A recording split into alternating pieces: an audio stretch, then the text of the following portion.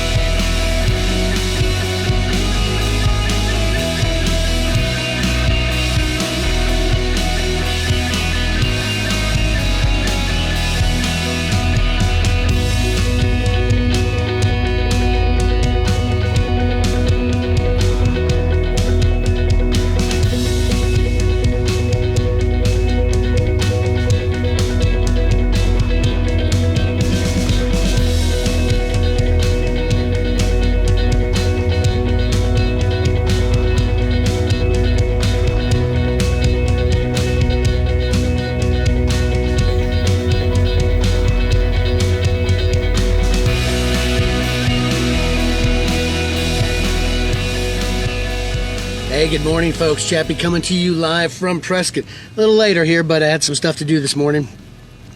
All right, folks. We are sitting on Thursday, getting close to the weekend. I hope you're all excited and plan to do some good stuff.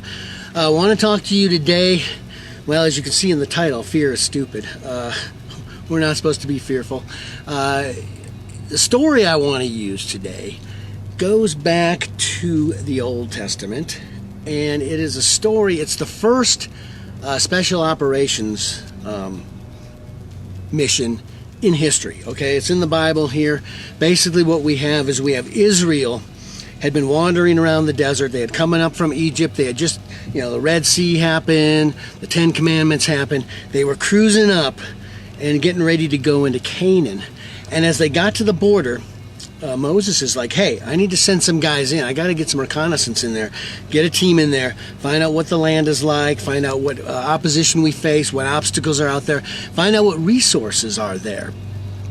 So he puts together a plan to send 12 spies up into Canaan and just scout out the area, bring back a report. And they were encouraged, hey, we need to see what's positive out there. We don't need to see negative stuff. Go out there, see what's out there, then come back, give your report. So, in modern days, we would have had 2 Black Hawks lifting off at night, just kind of flying nap of earth into the area, dropping the men off, and then getting out of there, and then later returning, a little smoke down there, extraction, and getting them out of there. But this was the old days, folks, so they actually probably walked. I don't know if they had horses, okay, but they went the old school way on foot. They rucked in, and they began their expedition of Canaan. And they checked it all out. They spent several days there and did full reconnaissance and then made it back over and then gave their report. Now, here's what happened, though, when they came out and gave their report. So out of the 12, they're getting ready to speak, and all of a sudden, 10 of the spies started giving this really negative report. They were like, hey, Moses, there's no way we're going to take it. The people there are too strong. The cities are too well fortified. There's a lot of resources there. It's really cool. It's going to come in handy, but there's no way we can take it. There's no way we can do this. And then there were 2 other people there, 2 other spies that had the opposing view, Joshua and Caleb.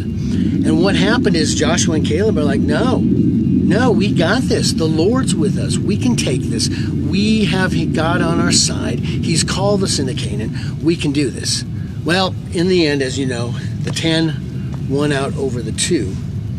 And the result was and God was not happy with the report. God was not happy with the fact that these spies had given these negative, pessimistic outlook on what was going on. They gave into fear is what happened. The 10 gave into fear, and it caused Israel to spend another 40 years in the wilderness. In fact, that's what God said. God said, okay, you're not going in. If you can't trust in me, if you're going to be fearful of what's out there and give into fear, you're not going in. So you're going to wander for 40 years out here in the desert, and it actually until Moses had died, and then Joshua was the one who came back and led them into the conquest of Canaan. So an intense story, folks, really good stuff. But again, we see what stopped Israel, what stopped them? Fear stopped them.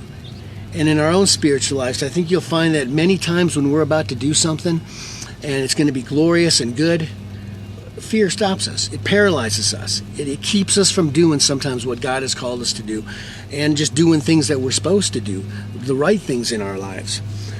Scripture passages for today, 2 Timothy 2. It's 7, but I'm starting in 6. It is the hardworking farmer who ought to have the first share of the crops. Think over what I say, for the Lord will give you understanding in everything. And I just read the wrong verse there. That's true verse, though, here. 1:7. 1:7, folks, not 2:7. 1:7. 1:6 and 7. For this reason I remind you, to fan into flame the gift of God, which is in you through the laying on of my hands. For God gave us a spirit not of fear, but of power, love, and self-control. So we see God's given us, when we trust and rely on God and give ourselves to God and His source in our lives, we don't have a spirit of fear. We've got a spirit of courage, of sound mind, something that's going to move us forward in what we need to do. I did pick a verse from Proverbs, which I thought was really cool. Proverbs 29:25. It's 29:25, and I looked it up that time, folks.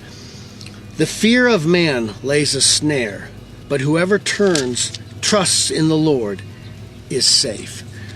Folks, like I said in the title, fear is just plain stupid. Don't give in to fear. Don't let it rule your life.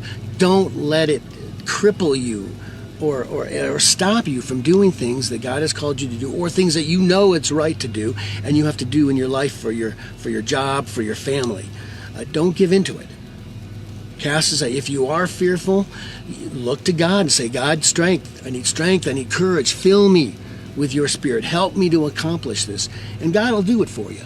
God will do it for you. Gosh, folks, it's pretty cut and dry. All right. Have a good day. We'll see you tomorrow. Get ready for the weekend and walk like lions.